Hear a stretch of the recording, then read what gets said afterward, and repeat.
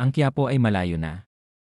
Ngayong umaga, ang Typhoon Noel, na dating Quiapo, ay nasa 745 kilometro na sa hilagaang kanluran ng Itbayat, Batanes, patuloy na gumagalaw palayo mula sa ating bansa. Ang kabanata ng Quiapo para sa Pilipinas ay opisyal na nagsasara ngayong umaga. Ngunit ang kwento ng ating panahon ngayong araw ay hindi nagtatapos doon. Ang southwest monsoon ay nagpapalawak sa buong Luzon at kanlurang bahagi ng Visayas ngayong umaga, nagdadala ng scattered rains at thunderstorms sa Metro Manila at malawak na bahagi ng ating arkipelago. Ang Quiapo ay wala na. Ang habagat ay nandito pa.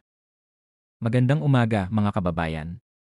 Ito ang inyong 24 oras na pagtataya ng panahon na inilabas ng Pag-asa ngayong alas 4 ng umaga nitong Linggo, ika-26 ng Hulyo 2026.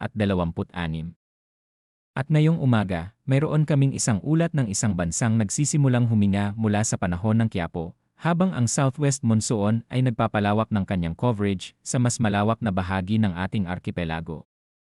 Simulan natin sa pinakabagong status ng dating Typhoon Quiapo, ngayon ay internasyonal na kilala bilang Typhoon Noel. Simula alas 3 ng umaga ngayong araw, ang Typhoon Noel ay tinatantya ng Pag-asa sa 745 kilometro sa hilagaang kanluran ng Itbayat, Batanes, nakalagay sa 22.5 degrees hilaga, 114.9 degrees silangan. Ang bagyo ay gumagalaw patungong hilagaang kanluran sa bilis na 20 kilometro bawat oras, na may pinakamataas na tuloy-tuloy na hangin na 140 kilometro bawat oras at mga gust na umabot sa 175 kilometro bawat oras.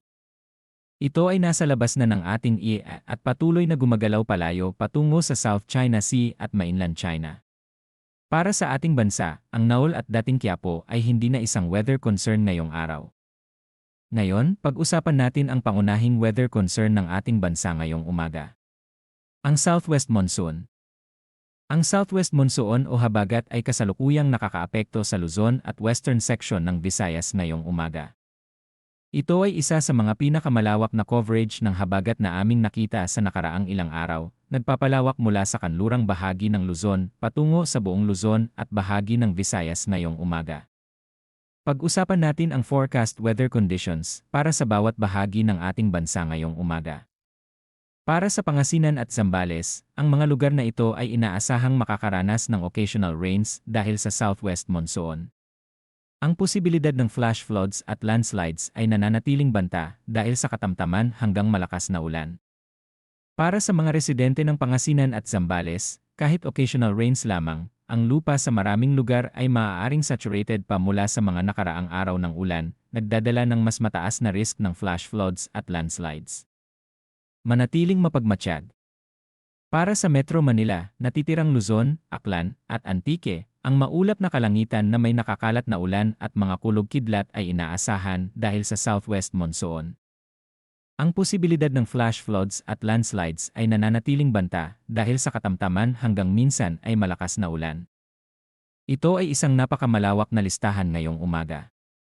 Ang Metro Manila at natitirang Luzon, kasama ang Aklan at Antique sa Visayas, ay lahat nasa ilalim ng scattered rains at thunderstorms mula sa habagat ngayong umaga. Para sa Metro Manila, ang scattered rains at thunderstorms ngayong umaga ay nagdadala ng patuloy na banta ng urban flooding sa mga mababang lugar ng ating lungsod. Ang mga motorista ay pinapayuhang mag-ingat sa mga daan at maging handa para sa posibilidad ng malalim na tubig sa ilang bahagi ng lungsod ngayong araw. Para sa Cordillera Administrative Region, ang scattered rains ay nagdadala ng mas mataas na risk ng landslides sa mga bundok na lugar. Manatiling napakamapagmatsyag ang mga komunidad sa mga bundok na lugar ngayong araw. Para sa natitirang bahagi ng bansa, ang bahagyang maulap hanggang maulap na kalangitan na may mga isolated na rain showers o thunderstorms ay inaasahan dahil sa localized thunderstorms. Ang posibilidad ng flash floods at landslides ay nananatiling banta sa panahon ng matinding kulog-kidlat. Para sa kondisyon ng hangin at karagatan ngayong umaga, para sa extreme northern Luzon, ang hangin ay moderate mula sa timog patungo sa timog silangan, na may coastal waters na moderate at umabot sa 1.5 hanggang 2.1 metro. Ang bahagyang mas mataas na alon sa extreme northern Luzon ay nagpapakita ng lingering effects ng Typhoon Noel na nananatiling maramdaman sa ating pinakahilagang baybayin kahit na ang bagyo ay malayo na. Para sa natitirang Luzon, ang hangin ay magaan hanggang katamtaman mula sa timog kanluran patungo sa timog, na may coastal waters na 0.6 hanggang 2.1 metro. Para sa Visayas at Mindanao, ang hangin ay magaan hanggang katamtaman mula sa timog silangan patungo sa timog kanluran, na may coastal waters na 0.6 hanggang 1.8 metro. Para sa lahat ng mangingisda at maritime operators sa buong bansa, ang mga kondisyon ng karagatan ngayong umaga ay manageable sa karamihan ng mga lugar, ngunit ang regular na pagsuri ng weather updates ay palaging inirekomenda bago maglayad. Lalo na sa extreme northern Luzon kung saan ang mga alon ay umabot pa rin sa 2.1 metro. Para sa temperatura at halumigmig ngayong umaga, ang panahon ay nagpapakita ng patuloy na cool na kondisyon matapos ang mga araw ng Quiapo at Habagat. Ang pinakamababang temperatura ay 26.0 degrees Celsius na naitala ngayong alas 5 ng umaga, at ang pinakamataas ay 31.2 degrees Celsius na naitala kahapon ng alas 11 ng umaga. Ang 31.2 degrees na maximum temperature ay nananatiling mas mababa kaysa sa normal na dry season temperatures, nagpapakita ng patuloy na cooling effect ng aktibong habagat sa ating bansa. Ang pinakamababang relative humidity ay 65% kahapon ng alas 11 ng umaga, at ang pinakamataas ay 74% mayong alas 5 ng umaga. Para sa astronomical at tidal na impormasyon para sa Metro Manila ngayong araw, ang araw ay sumikat ng alas 5:38 at lulubob ng alas 6:27. Ang buwan ay sisikat ng alas 3:59 ng hapon at lulubog ng alas 2:27 ng madaling araw. Ang illumination ng buwan ngayon ay 71%, halos full moon na sa mga darating na araw.